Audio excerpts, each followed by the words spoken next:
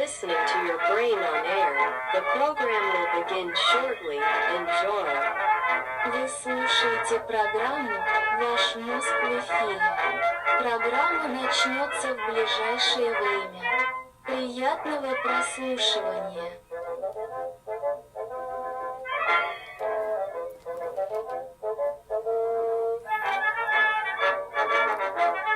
Good afternoon, everyone. Welcome back to Your Brain on Air, ladies and gentlemen. I am your host, Ollie Vogt Larson. It is the Friday broadcast, and it's Fun Question Friday. Who doesn't love theming the days, right? Fun Question Friday. What do you guys want to do for Fun Question Friday? Never mind, there's no user input. I'm going to give you Fun Question Friday because it's been delivered into our lap yesterday. This came out literally just a day ago as we cover it. Can men get pregnant? I mean, it's a pretty good question. Do you think that men can get pregnant?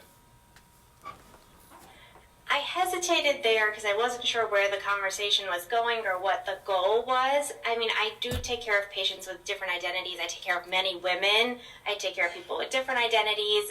And so that's where I paused. I think, I wasn't sure. Dr. Nisha Verma, if you guys are unfamiliar with this, and she is an obstetrician gynecologist and a fellow with the Physicians for Reproductive Health. And she's being asked relatively, I would imagine, a simple question for someone who's pretty science-based. They're not really involved in what the emotions are around this. It's more so just the straight line facts. She's being a little more... She's being a little more fun with her words than I would expect her to be. Because listen, if you're a doctor, I feel as though the answer should be pretty simple.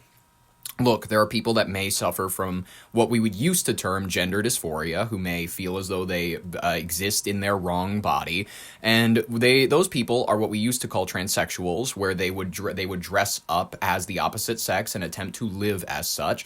And we had a term for that. That was a trans person. That's what our understanding of it was. It was diagnosable. We've known about it for all of history. We understand it.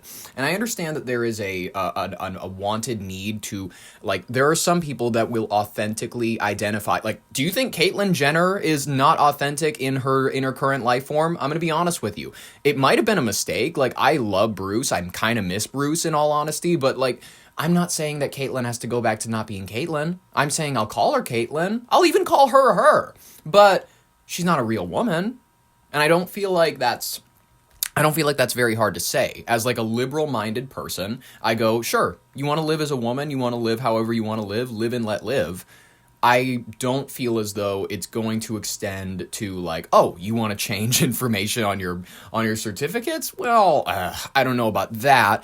Oh, you want certain protections because of your identified gender? Oh, I don't know that that's going to work. You know what I mean? There's certain angles of it where it's like, okay, there's a layer between you are allowed to practice your own. You're allowed to smoke if you want.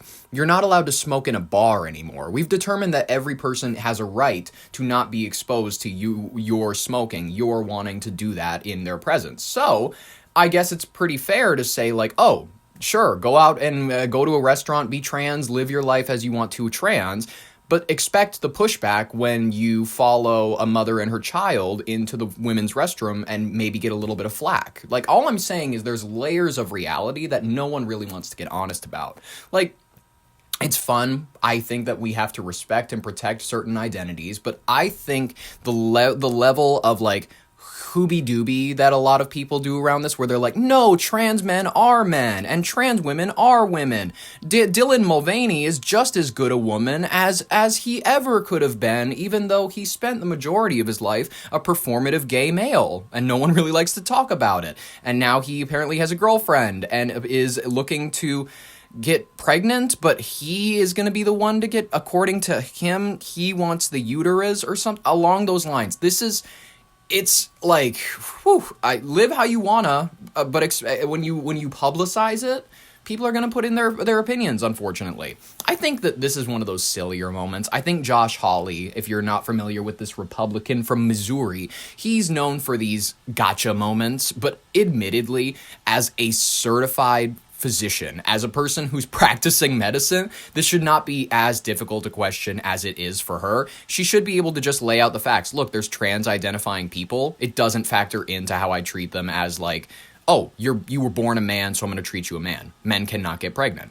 That shouldn't be a hard question for anybody to answer. The goal is just the truth. So can men get pregnant? Again, the reason I paused there is I'm not really sure what the goal of the question is. The goal is just to establish a biological reality. You just said a moment ago that science and evidence should control, not politics. So let's just test that proposition. Can men get pregnant? I take care of people with many identities, but can men get pregnant? Many women that can get pregnant. I do take care of people that don't identify as women. Can men get pregnant? Again, as I'm saying... Come on. Let me just remind you testified to a moment ago. Science and... Say that there are people who suffer from gender dysphoria, but absolutely scientifically speaking, biological men cannot get pregnant. Evidence it's not hard. Not politics. So, can men get pregnant? You're a doctor. Agree. Science and evidence should guide medicine. Do science and evidence tell us that men can get pregnant? Biological men, can they get pregnant? I also think yes/no questions like this are a political tool. And no, yes/no questions are about the truth, doctor. Let's not make a mockery of this proceeding. This is about science and evidence. And I'm asking... By the way, decent-minded liberals are looking at this girl and they're like, come on, you're making us look horrible. You're making left-minded people look ridiculous and silly. You're making it look as though they cannot just recognize basic facts of reality. Us sitting in this room, us watching this clip, who has a tallywhacker and who doesn't? That's kind of the question. You know, the United States Supreme Court just heard arguments yesterday at great length on this question. This is not a hypothetical question. This is not theoretical. It affects real people in their real lives. And you're here as an expert, called by the other side as an expert, and you've been telling us that you follow, right, you're a doctor, and you follow the science and the evidence. So I just want to know, based on the science, can men get pregnant? That's a yes or no question. It really is, I think. I think you're trying to reduce the complexity of the... I'm not. I'm trying to get... It's not complex. I'm trying to get to an answer, and I'm trying to test, frankly, your veracity as a medical professional and as a scientist. Can men get pregnant? I think you're also conflating male and female with... No, I'm not conflating male and female. They're two different things. There's biological men and there's biological women. And I want to know, can men get pregnant? What you were talking about is biological... You're not going to answer my question. Biological males. This isn't hard, doctor. Can men get pregnant? Stop endangering... I know that she's not a political person. I love Anthony Fauci's quote, I'm not a political person. Politically charged, policy, regardless. But I'm just saying, I know she's not politically minded. She's not going, I'm trying to make the left side look good here. I know that she's not minded like that, but she is actively... They should have screened her before to see if she would have been able to just level with people and not play semantics games. That's not what I think... That is not going to go over well with the American people who generally take things in like 30-second clips. You know what I mean? If you need to be, it's more of a gender identity is less of what you experience. It's like with your genitals. It's more about a constellation of your role in society and the role you play in your relationships. It's not... It's you can have whatever interpretations you want on your identity, on your anything personally. It cannot extend to the point, though, where it begins to affect other people's lives. Otherwise, you're endangering our chances at the midterms. I know that a blue wave is looking like maybe it may happen because of the immigration stuff, and we're looking at how it's turning over in the polls. The 40% approval rating for Trump that just dropped.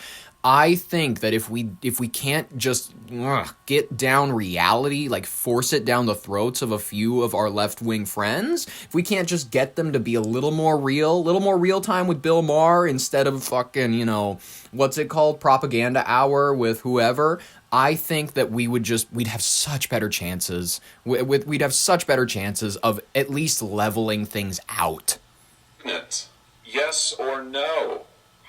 I would be more than happy to have a conversation with you that is not coming from a place of trying to be polarized and push I'm not trying to be polarizing. I'm trying to ask, I think it is extraordinary that we are here in a hearing about science and about women. And for the record, it's women who get pregnant, not men. It also, We are here about the safety of women and science that shows that this abortion drug causes adverse health events 11% of the time. 11% of cases. That's 22 times greater than the FDA label, another fact you haven't acknowledged, and yet you won't even acknowledge the basic reality that biological men don't get pregnant. There's a difference between biological men and biological women. I don't know how we can take you seriously and your claims to be a person of science if you won't level with this on this basic issue. I thought we were past all of this, frankly. I thought so too. We're still here talking about this.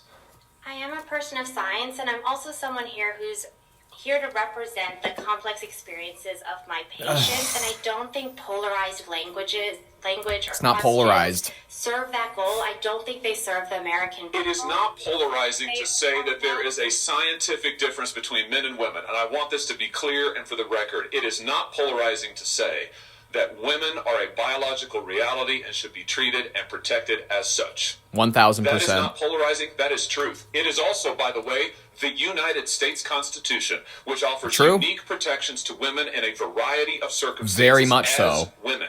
Very, very, very, very much so. And if you cannot admit that, if you personally are a woman going, what are you talking about? We don't have specific protections.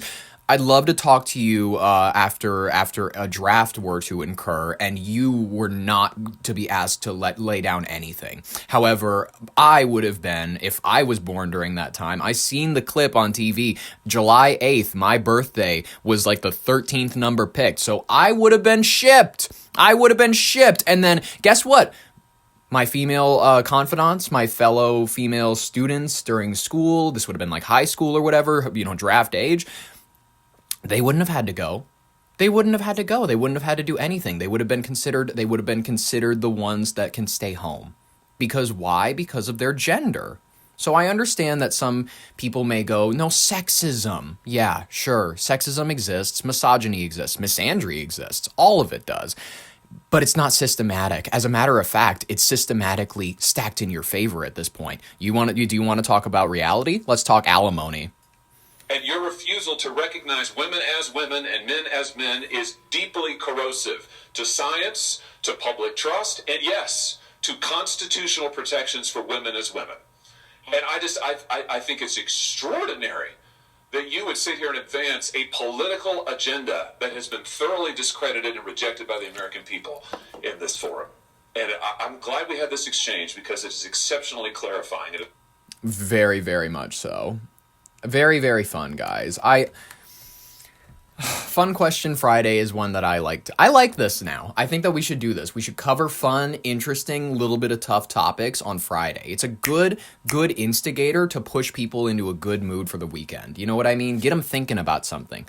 But you know what I mean? This is interesting. Do you want to know something interesting? That wasn't even our first story. That was the intro, ladies and gentlemen. Let's jump into the first story in actuality. What would the Insurrection Act mean for Minnesota, ladies and gentlemen? I want to talk to you about this because it's been floated now. Yesterday, we heard about it, and everybody goes, wait a minute, what? Is this something that he made because he has special access to information about what it takes to not exactly, let's put it this way, foment? Is that a good word that we can use legally that won't get me in trouble? Sure. Foment insurrection like qualities in people. Maybe he has firsthand knowledge of how to do that to people. I just want to talk about this. He's had a recent threat on social media. He said that he's going to invoke the rarely used federal law amid the escalating protests in Minneapolis over ICE shootings. Folks, I think let's talk about this really. If he was legitimate, he would have used this probably in 2020 when shit was really out of control before Tim Walz sent in the state National Guard. All that shit. Before he sent in all of those people to break up the riots, that would have been probably the time to invoke the Insurrection Act. Is there an argument for it now? Candlelight vigils aren't nearly as violent as they'd like them to be right now. There are places, let's be really honest. Yes, there are peaceful protests out there. Yes, there are people that are just sitting out there holding a Yankee candle or something like that. Is that what they're called? Yankee candles? The shit they sell at Walmart. because they can't afford anything else. But that's what I'm saying. And there are people doing that. There are also people, as we covered in last episode, tearing lock boxes from ICE agents and federal agents' vehicles, and then breaking into those with like screwdrivers. There's also people just let's call it what it is.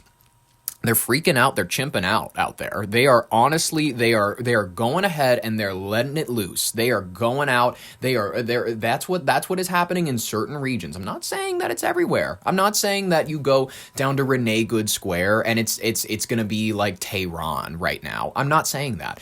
Will it be 3 or 4 years from now? I can't tell you. I can't tell you that area of Minneapolis wasn't already great. I mean, the houses are decent, you know what I mean, because you can afford private property, but you go down to the gas stations and whatnot, you see that Speedway has been taken over by homeless people and is now labeled People's Way. It's terrifying.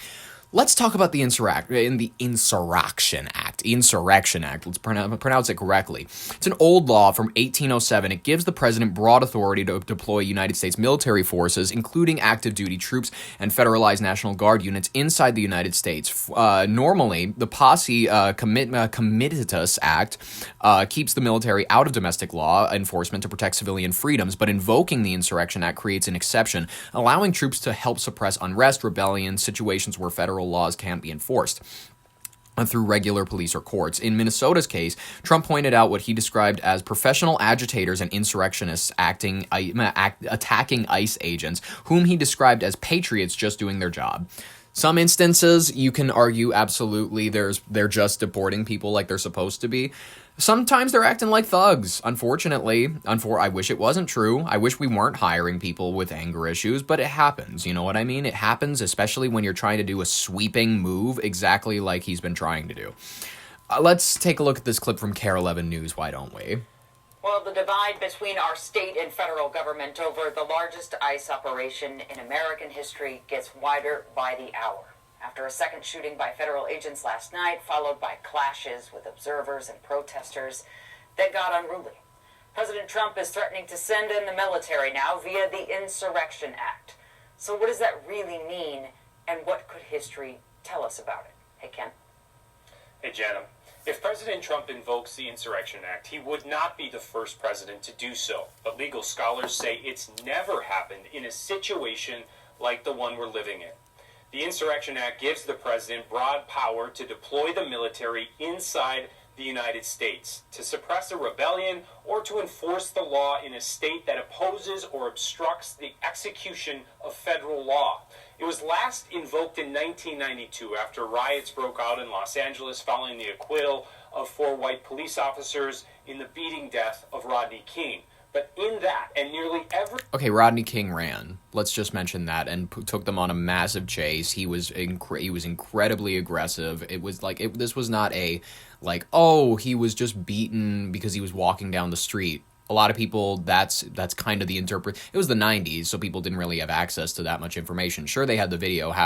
Literally more than half of the country had not actually seen it. So they just went out and they broke out in the streets, and that's fine. They can do what they'd like. Every other case, the military was requested by the state. The last time it happened against the wishes of the state was during the 1965 Civil Rights March from Selma to Montgomery, Alabama. But the military was there to protect the constitutional rights of citizens. That makes it very different than the situation unfolding in Minnesota, meaning we are in uncharted legal waters. Indeedly-dee. The key to all of this is that because the Insurrection Clause hasn't really ever been interpreted by courts of law, that then gives this current president wide latitude to say, this is an insurrection, I want to invoke this act. If the Insurrection Act is invoked, can the troops coming in do more than they could on the ground, say, in California this summer, where they could just only kind of like protect buildings and things? That's absolutely right. And they will absolutely be able to go in and put down even nonviolent protests. If ICE is making the argument that those nonviolent protests are impeding their ability to get their job done, then if the Insurrection Clause is enacted, the assumption would be that the military or the militia could come in and make sure that people are not out on the streets protesting at all. The president has certainly threatened to use it several times already.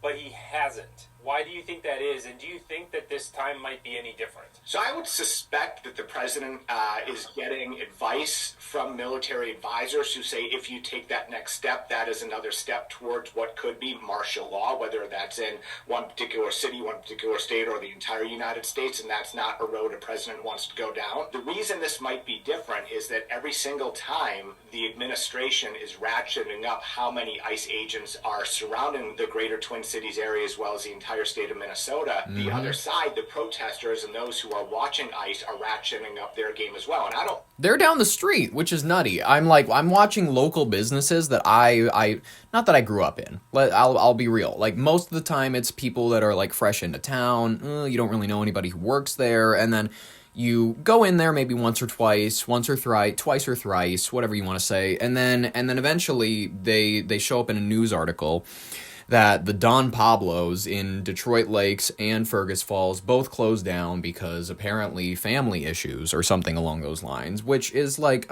well, I'm just gonna be really honest. If you're hiding, if you're refusing to serve me a burrito just because you say, are not hiring the most ethical sources for labor, I am actually fine with ICE going ahead and cracking up your operation. I'm okay with that. There was an Asian massage parlor in Detroit Lakes that at one point, I grew up like mostly in that town, and this Asian parlor, it was known for the happy endings, you know what I mean? Oh, I make you feel real good kind of thing. That's what it was. They got busted up for a prostitution operation. It was really cool. Like, admittedly, it was like hearing about it when it happened. It was awesome. Not a lot happens in that town. I mean, the most interesting thing you can say about Detroit Lakes is that they lynched a guy that apparently was accused of killing somebody. Go Big Red. That's where the fucking high school song. And people will go like, no, that's not what it's referencing. Big Red was the name that he was given. That school song came after it. You can say that it's not directly correlated. You can say whatever it is you want. You can say, yes, that's fine. It's fun. It's a town legend. I'm sorry that you might come from like Sleepy Eye, Minnesota, and they have no cool town stories. I'm sorry your people, your townspeople, were not cool enough to lynch somebody. I'm sorry. And guess what? He wasn't black. We lynched a white guy. We were ethnically diverse with our lynchings before it was cool. I'm just being honest. Detroit Lakes is based. We lynched a white guy back in those days. You thought when I said we were lynching people, you were like, Detroit Lakes? Really? Northern Minnesota? A town of racists? And then I go, it was a white guy. And then everybody goes, oh, holy shit. They were ahead of the curve. Yes, we were. That's right, we were. Mean that they're ratcheting up their game by causing violence or trying to harm ICE agents. The protests are just growing larger, and so it's almost this game of chicken. And if that game of chicken goes far enough, I could see that this might be the time the president would really invoke that clause. Now, if he does invoke it, we already know the courts will be asked to get involved. Today, Attorney General Keith Ellison said he is prepared to challenge it in court. Jana. Well, that then raises the obvious question, Kent, about the prospects of a case like that. I know you talked about that, and we can talk about the results of that question when we come back. Okay. I mean, if the president does invoke the act here, I think that it could mean, yes, federal troops, they'd arrive in Minneapolis and they'd try to restore order. They'd protect federal operations. Restoring order, I mean, that would, of course, involve breaking up protests, regardless of how peaceful they were. There has been objections already from Governor Walz. I'm thinking that this is going to override normal state control of the National Guard. I don't think that it's going to be like under his command. I think it's going to be put under federal command. I think they're going to be, troops, you could see federal troops, they'll be doing law enforcement-like activities, whereas you're going to get pulled over and it will be a federal agent. If you're in the cities anytime soon, don't go. Why is anyone going? I'm curious if anyone is actually planning a trip down to the cities right now. Now that you mention it, oof, man, I should do an episode from the cities. What if I did an episode on the ground from like a protest and just was talking to somebody? That's a great idea. Why don't I do that? You know what? At some point, I'm going to try to get some live shit. I'm going to try to get some more shit with my face on here because it's fun. I enjoy doing that. I enjoy doing the mostly words. It's great, to do stream of consciousness, but I also enjoy doing a live action shit. Why not? Why not? There's apparently calls right now to release indigenous ICE detainees, and those are going unanswered. Very Tonight, curious. some of Minnesota's tribal chairpersons are taking unprecedented action to prevent federal agents from entering reservations. This is happening as community members say ICE was unlawfully detaining 4 Native American men. One has since been released. Jennifer Hoff met with They are Indians. leaders who say they're providing security and conducting patrols to keep their people safe. Their people. Community can often provide comfort in crisis, but Wombly Olatapi is also responding To stand with Wombly, bro. That's one of my favorite native names that I will hear now. Wombly. I love it. to a growing resistance, he says, against ICE agents in Minneapolis. That's why we're here. Because they can't do that. A member of the American Indian movement, Olatapi is from the Pine Ridge Reservation in South Dakota. Why are you Several here? tribes here providing patrols and security. It's all a big scare tactic. It's a big bully system right now. Bully. And they're trying to scare the people.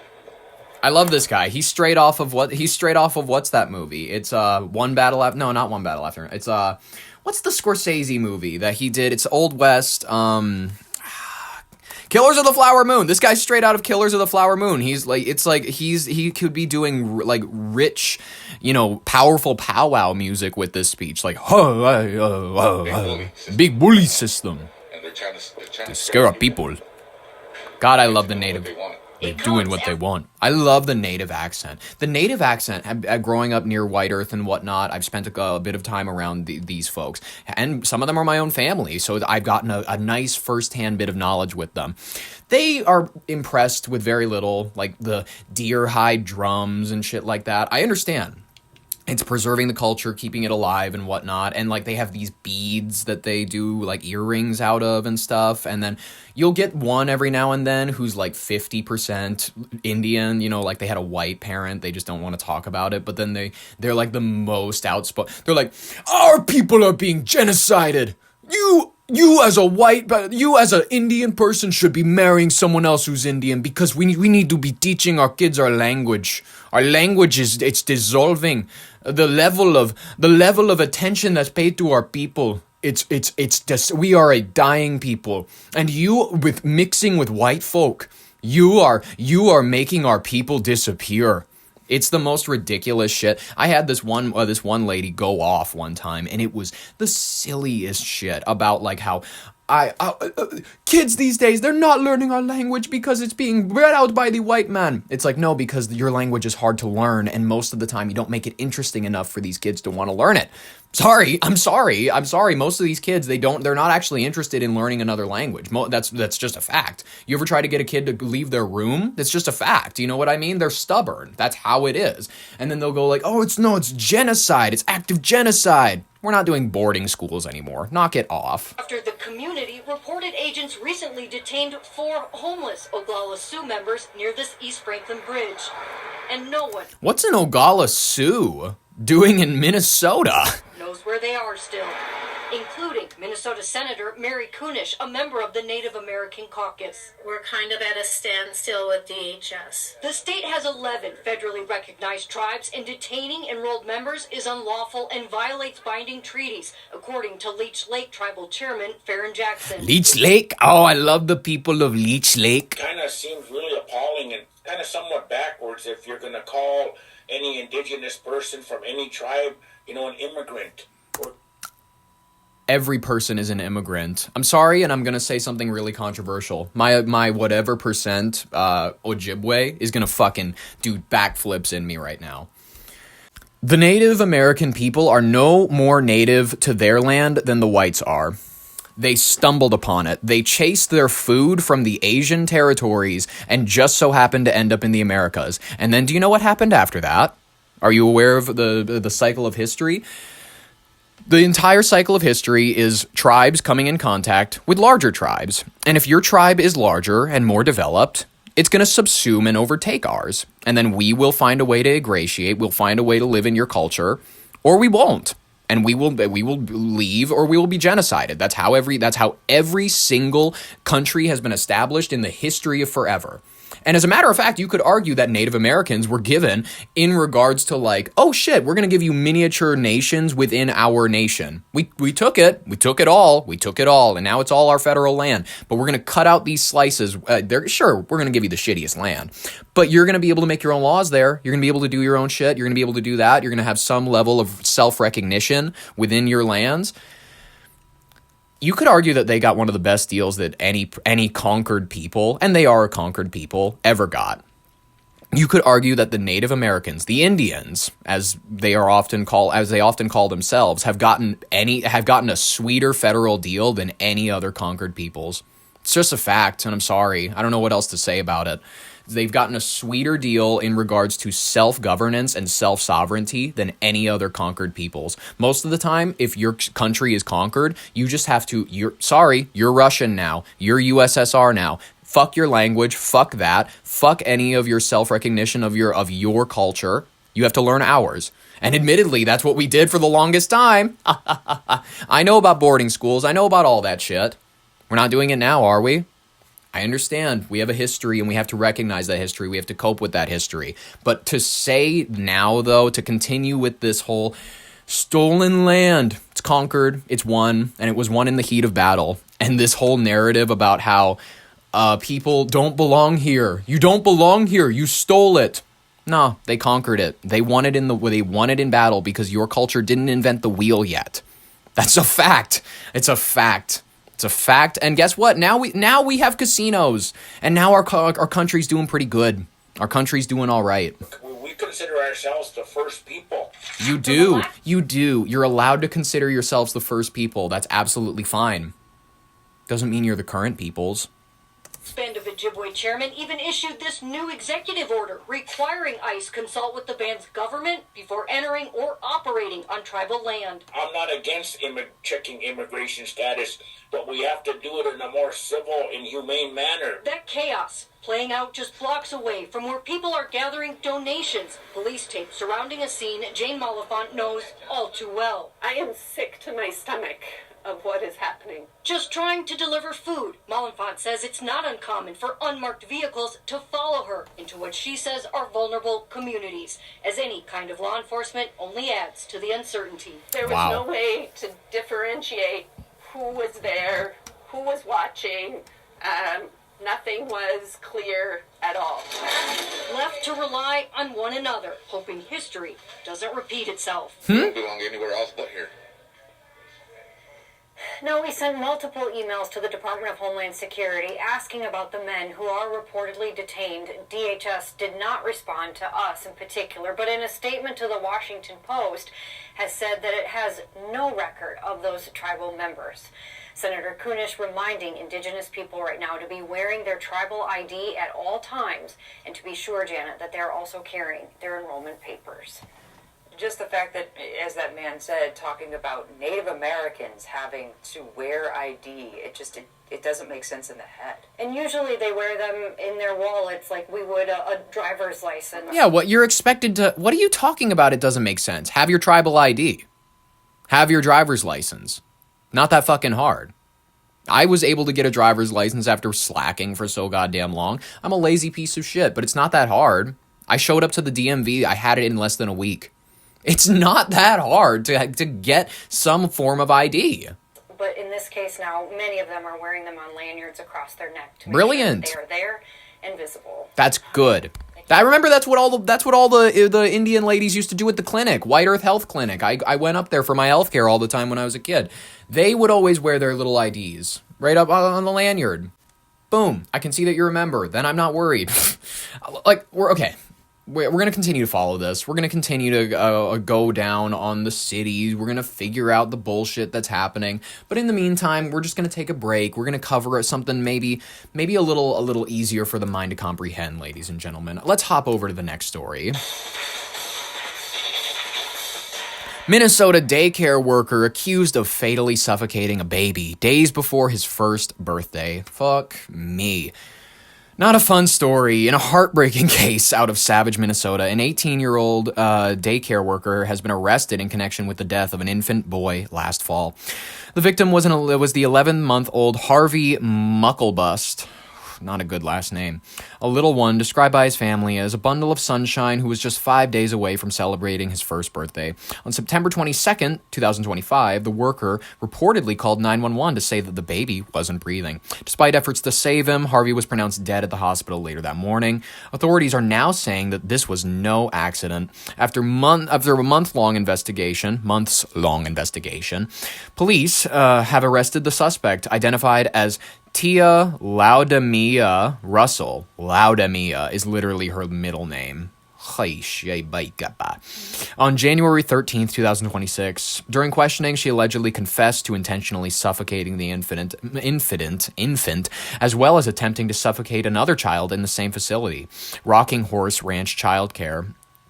Man. According to Savage Police Chief Brady Jewell, Juell, Russell admitted to these acts were done as attention-seeking behavior. She had only been employed at the daycare for about 3 weeks at the time. Let's go ahead and they have a press conference, and this lady, she's, she looks strung out. She's a Blafrican American. Not saying it means anything. I'm just making note of who she is.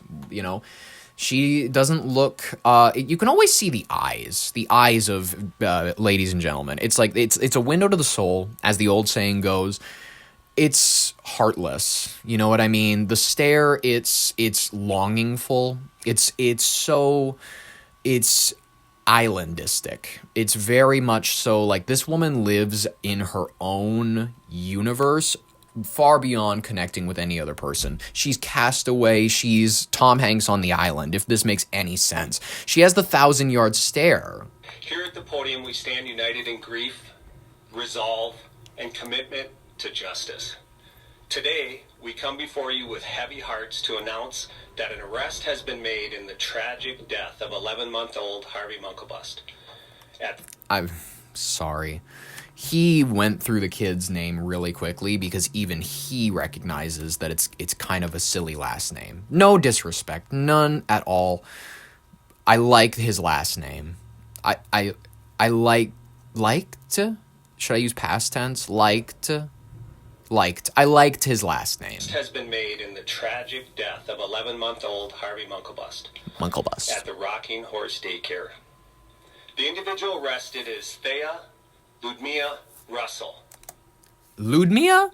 It's literally spelled L-O-U-D. That's loud. That is Loudmia. Born February 3rd, 2007. An 18-year-old employee of the daycare center.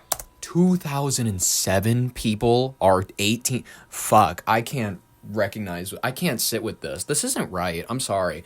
I don't like the fact that people that are born that year are turning, people who were born in 2006 are turning 20 this year. I don't like it. I don't like it at all. That's not for me. She is currently being held in a Scott County jail, facing charges of second-degree murder.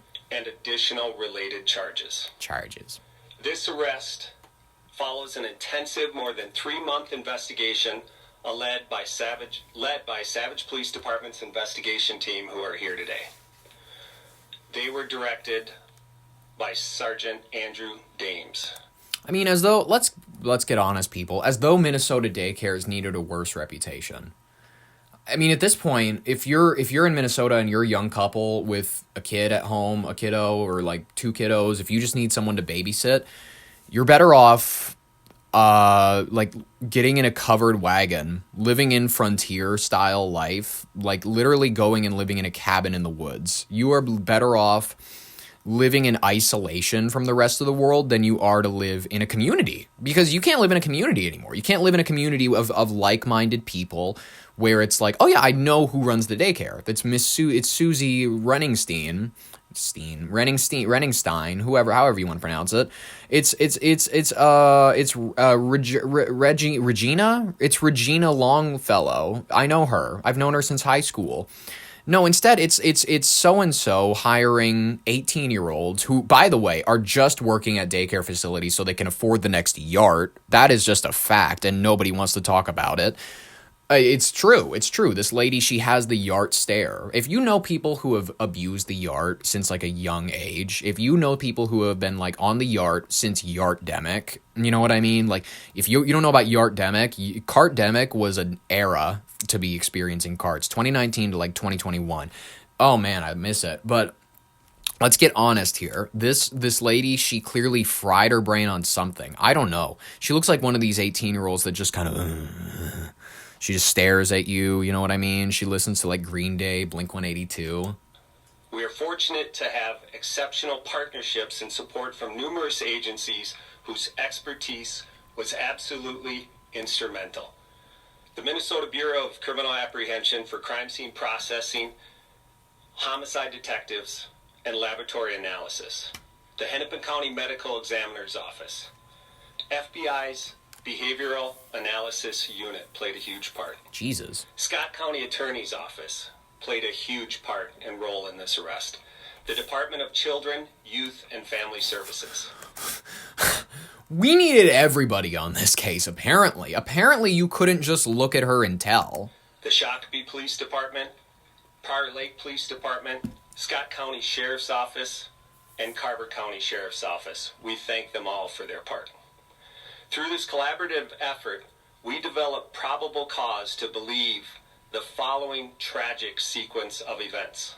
Oh no. On Friday, September 19th in the afternoon, Savage Police Department responded to the Rocking Horse Ranch Daycare after reports of a 4-month-old child who was briefly not breathing and was found with blood and foam under her nose and mouth. By the time officers arrived, the child was breathing again and was being transported to the hospital by the parents. Jesus. At that time, this appeared to be a medical episode with no immediate foul play concerns raised. The child was later evaluated, released, and over the weekend was reported to be acting normally with no further issues observed whatsoever. On that following Monday, September 22nd, 2025, at approximately 8:30 p.m., that same child returned to the daycare healthy and well. A short time later, she was again found unresponsive, not breathing, with blood around her nose and mouth. The child's parents were notified, returned to the center, and transported her to the hospital. I mean, as a parent, I wouldn't bring the kid back. Like, I almost lost you once. I wouldn't risk it again. Maybe that's just me.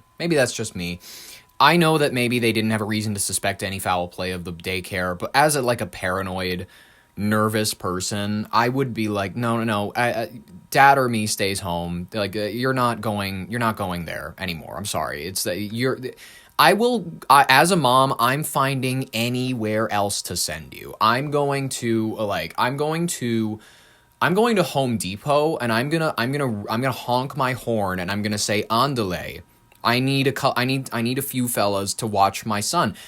My son will be making his family like carne asada in a matter of a few days, and that is what the beauty of culture is. That's the beauty of, like, you're forced to, like, expose your child to brand new people, brand new cultures, because when you're forced to take responsibility for them, you're not dumping them in a daycare, over and over. You actually find some unique, interesting people that to drop them off with. Take them to a construction site. Why not? Take my kid, down a, what's it called?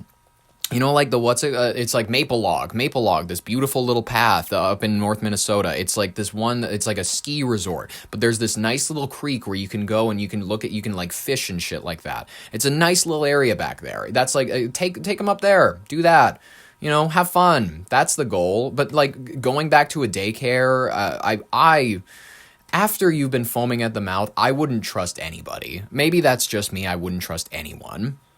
Our department was not dispatched for that second incident. Tragically, just 2 hours later, at about 10 a.m. that same morning, Thea Russell called 911 to report an 11-month-old child, Harvey Mucklebust, was not breathing. Police, fire, and EMS responded immediately and initiated life-saving efforts. Harvey Mucklebust was transported to the hospital where he, despite all those life-saving efforts, was pronounced deceased at approximately 11:34 a.m. So what's the moral of this story, guys? I know that there's a lot of like stuff we can take from this. We can take a lot of lessons out of this. Is the lesson don't trust any daycare ever? No, I'm not trying to be fearful. I'm not trying to fearmonger. Let's find a decent middle ground here. If you take your kid to a daycare and you come to pick up your kid once and they're foaming at the mouth. Or I don't care if this kid has epilepsy, like, you know that they have medical issues. I don't care I don't care whatever the reason is. You need to take this kid and you need to like watch them. You need to keep your eye on them. This is not someone where like, if I had a kid who was medically vulnerable in some way, the fuck am I going to do like trusting some 18-year-old to look after my kid? Isn't that kind of like, logically speaking, I would just want to be first responder. Parents should always be first responder. I get that they don't always have the ability to do so. But dropping them off at the same daycare that got him not the quickest response last time, I don't know. And also the fact that they didn't respond on the second occurrence until she called the cops again. It's just interesting. It's just interesting when you break it down. It's not a good time to have a kid. It's not a good time as a Minnesotan to have a kid. It's not a good time if you are looking for daycares. I'm saying, like, if you're gonna have a kid, make sure that you're gonna have the ability to either maybe an uncle, you know, maybe that you have a brother and you're like, hey, go spend time with your uncle. Me and dad have to work today. Oh, you have a sister. You have a best friend from school. You have someone that you really fucking trust. You know what I mean? Your brother, your sister, maybe your mom. Maybe your mom hates you. I don't know. Maybe she'll be like, no, hey, pass me a 50 and then I'll watch your kid. Like, maybe that's the mom's attitude. But even still, it's better to go to your greedy mom and have her like ask for money to watch your kids. It's better to have that than to risk going back to a daycare to find your kid foaming at the mouth. You know what? It's better to have your child in the trusted arms of someone that you know rather than, well, rocking horse daycare facility in What is that? I don't trust anywhere that tries to sound that juvenile. Anywhere that's like, oh, Miss Applebaum's daycare center for what's it called? What's the gifted youth or whatever. I'm not trusting any of that. Anywhere that tries to sound too cutesy or too like, oh yeah, we're gonna make your kid better. We're gonna teach him shit here. Maybe that's why I'm not a parent, and maybe that's exactly why I shouldn't be a parent, because there's too many reasons to worry about how the world is going to fuck up your kid. There's too many like genuinely bad people out there. And also the internet. Listen, there were bad people out there always, and it's always going to be like that, but the internet gives those bad people direct access to your child if you give your child unfiltered access to the internet. There's a lot of it. We can have a whole conversation around parenting, but there's a whole layer of stuff to talk about here. There's a whole, we can get into it. Watch your kid and don't trust daycares generally. Or if you trust a daycare, make sure that it's run by somebody that you really know and make sure that they're hiring not 18-year-old glassy-eyed weirdos, right? Is that a fair middle ground? I think that is. I think we should jump into the rapid fire section of today's headlines. There's a few things that you need to know about in order to keep your media diet healthy. I'm going to blaze through them because I can't dedicate 2 to 3 paragraphs to literally everything. So, Ugandan election violence is occurring. At least 7 people were killed in violent clashes as Uganda's elections results rolled in, showing that the longtime president Yoweri Museveni has a commanding lead. Tensions are still rising over alleged irregularities and heavy security presence, prompting international concern about fairness and stability. Man, I'd be worried. Be worried if you're from that country. I'm not. The UK MP defects to reform the UK. British Conservative MP Robert Jenrick announced his defection to the right-wing Reform UK party, criticizing his former colleagues and hoping to unite the right. I mean, I'm a Nigel Farage fan. I don't know that many people know about him in the United States. It's because it's not their responsibility to. But I think it's important to pay attention to our cousins across the pond. Let's not forget, we're the Americans. They are our cousins. You know what I mean? That's how it works. I think that their politics are always important to keep attention on. You know, that's how we ended up with Boris Johnson. There's Bulgaria. They're heading into snap elections. Bulgaria, they're having a political crisis. It's continuing as major parties failed to form a government, forcing the country into yet another snap election the eighth one in 4 years. This ongoing instability is posing a lot of challenges for governance in the EU fund management. Of course, they can't interact with a country that's actively on fire. Canada and China have reached a trade deal. I mean, Canada, in general, I'm not in favor of them reaching great trade deals. I want us to do better than our neighbor to the north. I'm just kidding. They announced a landmark tariff and quota agreement with China covering electric vehicles and canola exports. Canola? What the fuck am I saying? Signaling a diplomatic thaw and potential pivot in trade strategy amidst the U.S.-China tensions. We cannot allow the Canadians to have a better trade relationship with China than us. That's ridiculous. The Trump administration is also targeting the UN climate deal. The U.S. policy is moving to suggest a potential exit from the international climate frameworks like the UNFCCC, with an analysis outlining strategic motives tied to prioritizing domestic industry and skepticism of multilateral institutions. There's always arguments to be made against multilateral institutions. Do they really get anything done? Do you really get anything done when you have so much bureaucracy, so many pencil pushers? Sure, the British Empire got it done. They literally ruled more than 25% of the world's surface doing that sort of stuff over a long period of time. But the EU it's like they're trying to do their own form of the United States, but they're all too independently minded as states to where it could never really coalesce or align with each other to make anything meaningful. It's unfortunate, but I don't think the EU is destined to last more than... I think the EU will fall within the next 25 years because many people, and also NATO in regards to the fact that a lot of people don't realize that it's just not important anymore for defending the West against what? The USSR? It's not true. President Trump also has announced the creation of new Gaza Board of Peace, not Broad of Peace, of course. I went into my Trump accent and I said Broad of Peace. It's Board of Peace. Jesus Christ. To oversee post-conflict governance and reconstruction, a controversial expansion of U.S. involvement in the Middle East diplomacy. I mean, we're going to get more details about it soon. Nigel Farage is to attend Davos after criticism. I love it. Nigel Farage. We're going to cover him. The UK political figure Nigel Farage, known for his staunch criticism of globalist forums, will attend the World Economic Forum in Davos this year. A surprising turn that may signal a broader international outreach by nationalist figures.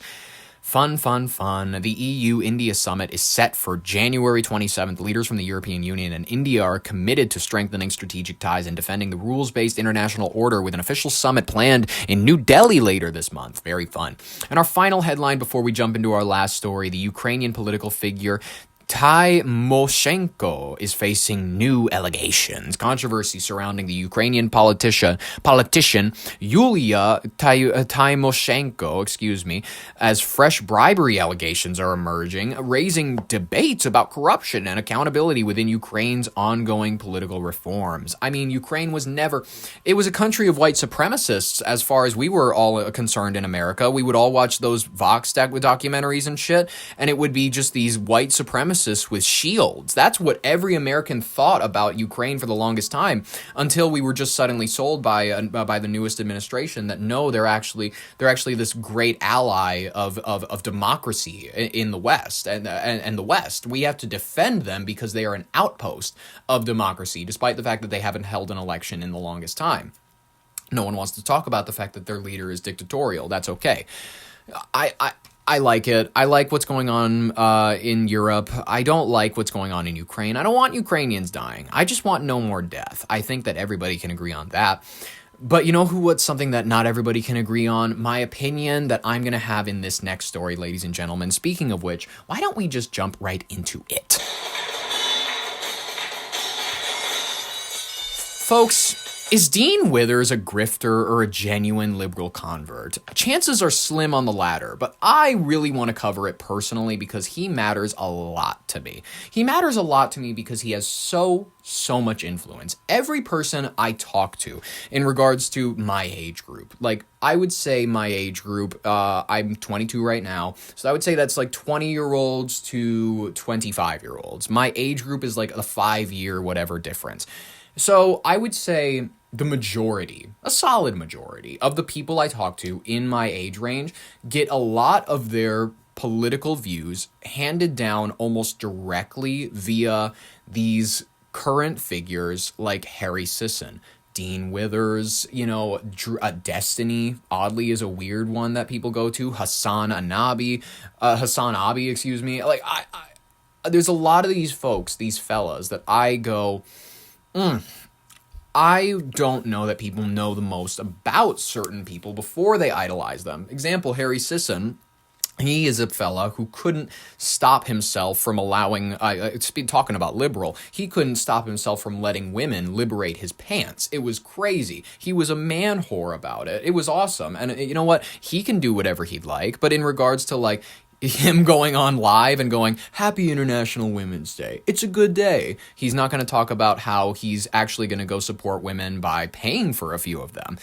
That whatever he wants to do, that's perfectly fine. But in the world of online political debates, there's very few young voices that have risen quite as quickly as Dean Withers. He is a 20-year-old liberal influencer from Colorado. In case you're unfamiliar with him, he first gained traction on TikTok in 2022, positioning himself as a sharp-witted debater, talking on conservative heavyweights like Charlie Kirk, Ben Shapiro, even Nick Fuentes he debated.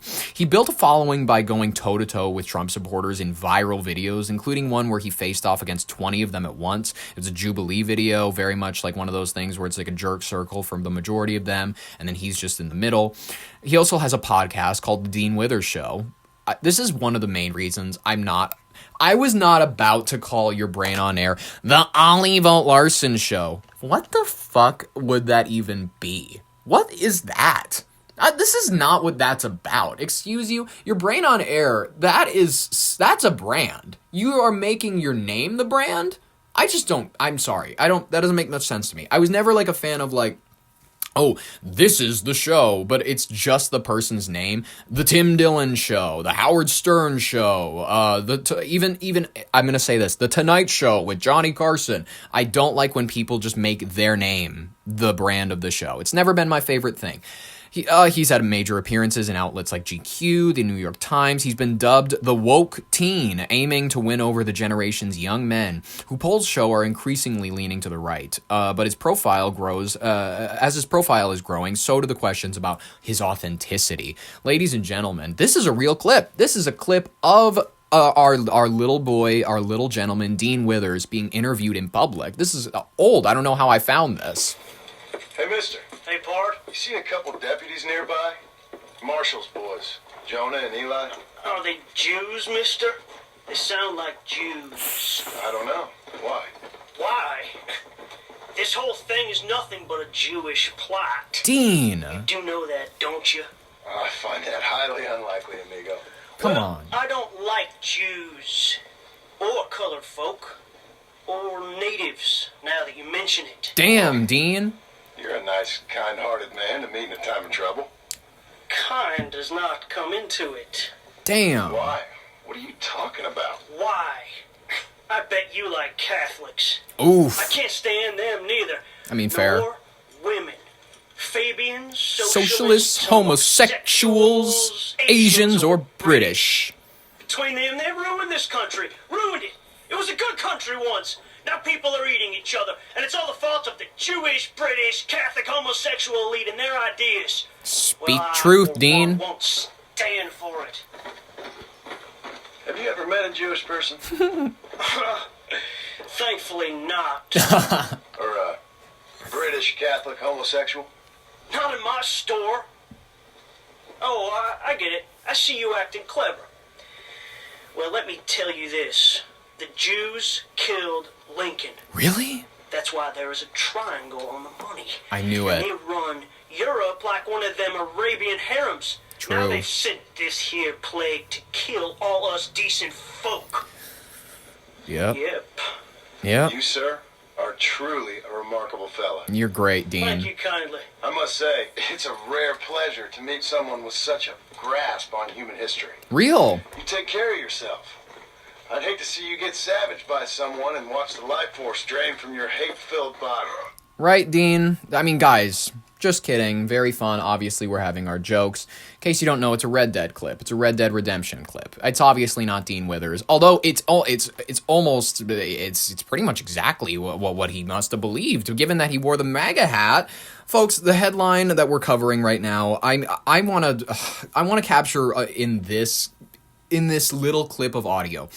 There's a lot of growing skepticism around his motives, rightfully so. I think that he is not a true believer in progressive causes. He's rather someone opportunistically filling a niche on the left because of the conservative grift. Think it's like a Charlie Kirk's empire, except you reformulate it for the left. Essentially what Charlie Kirk did, very famously, it was along the lines of, I'm going to openly debate with the other side. However, the majority of my arguments are going to be logical, kind of self-fulfilling prophecies that will it'll tie your hands behind your back, but it's because it's a very limited argument that is sort of like, it's inarguable against itself. I try to get you to use definitions in order to catch you in certain things, in order to, like Dean Withers, he shows images of bacteria to people who are debating him, and he goes, is this a human fetus? And it's obviously arguing the idea that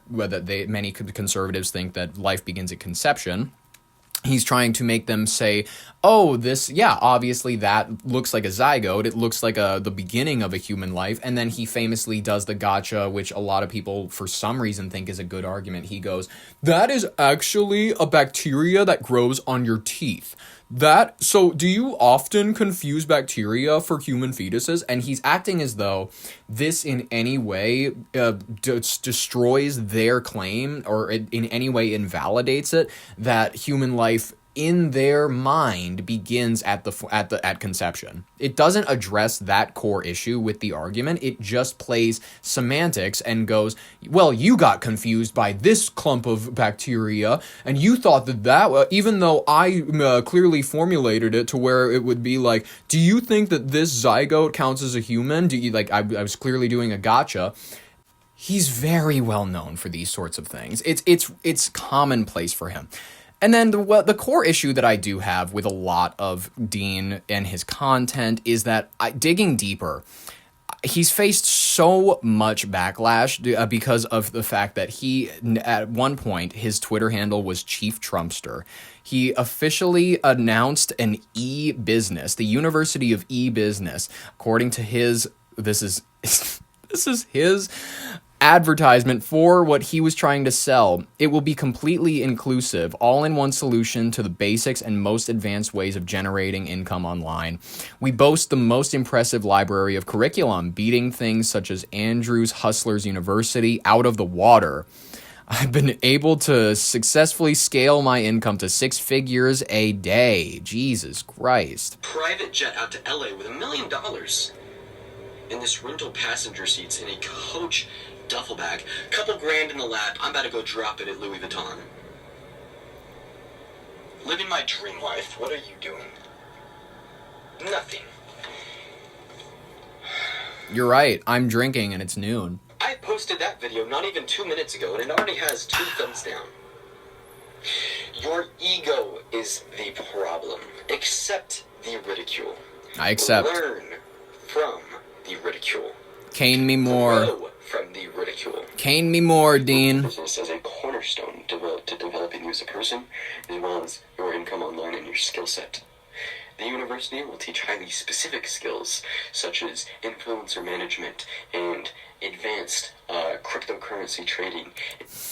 I like how he can't help but use hesitation noises in something that is meant to be scripted. As well as more generalized and basic ones, such as Amazon FBA or Shopify e-commerce. Here's another thing. He says, I've decided to further limit the pre-order slots available for my e-Bible.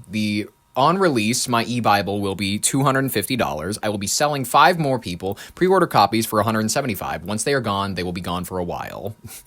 So he was famously just this kind of a guy who had very mixed views, let's be honest. I think he was just willing to go along with whatever side he was willing to give him money.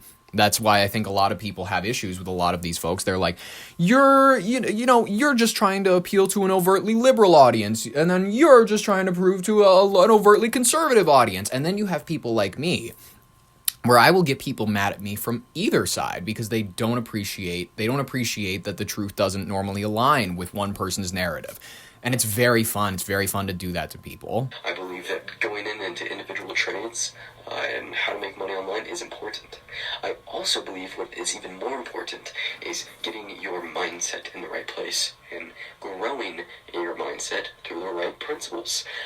Another cornerstone of the platform will be teaching these principles. The University of E-Business will be a completely interactive, online, independent platform in which students will be able to learn through various online courses by various coaches and instructors. Do not miss out on the opportunity. We will be opening up pre-sales tomorrow. The price being public as well. More information coming very soon. I'm very happy about this, and I hope that every single one of you are as well, because this will literally change your fucking life. I'm sure it will, Dean. I'm really sure it will. So he floated this personality that was, it was early in his career. He was maybe late teens. And then once he realized that wasn't working, once he realized that wasn't actually getting him an audience, he went ahead and heavily identified. He went and researched. People really like it if you make anti-abortion advocates look like idiots. If you bring out these arguments that they, in weird way, can't argue, if you bring up these kind of logical fallacies and whatnot, just like Charlie Kirk, he brought up the logical fallacies. You can't get a leftist to admit that a woman can't become a man, and you cannot get the right to admit that God isn't real. Like, there are basic little things that each side can kind of stump each other with, you know what I mean? And then he just appealed overtly to one side. Some call him a performative progressive, or even a left-wing version of Kirk, more focused on spectacle than substance. On the flip side, supporters praise his knowledge and debating skills. They see him as a fresh voice countering the right-wing influencers and genuinely trying to engage the disaffected youth around him. Feminists and liberals have mixed views. Some like him for his takes on the LGBTQ issues, while others dismiss him as not truly a leftist, just a liberal. Let me be honest with you. Do you want to know if this show is aligned with leftist values? It's not. It's aligned with liberal values, which I think are distinctly different. I don't consider myself to be a leftist, and I think anybody who does is serving that cause more than they're serving anything real. They're not serving community. They're not serving the city around them. They're serving whatever their side says is good.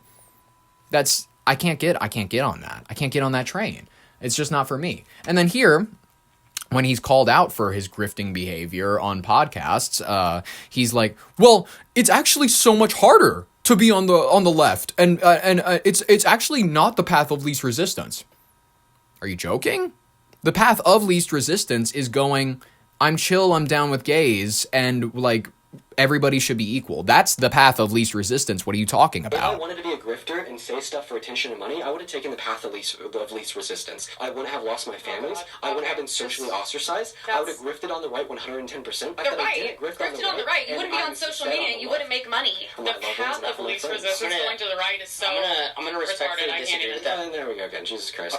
He can't accept the fact that overtly the media in general, YouTube, BreadTube, as it's famously known, pushes people that have left or leaning values more so than they push the right leaning values. It's factually true. It's factually true that it is the path of least resistance if you want to make money to go on whatever platform you have and advocate for trans rights. I'm sorry, it's a very popular point of view. It's going to make you popular with a niche. It's going to make you popular with left-leaning individuals. Half of the population isn't going to like you, or not like you very much. Maybe a little less than half, maybe 30, 45%. That's my assumption. Ultimately, guys, I don't know whether or not Withers is a grifter or a genuine convert. It remains up for debate, and it's in a polarized area online. A lot of you guys can think about it how you want to.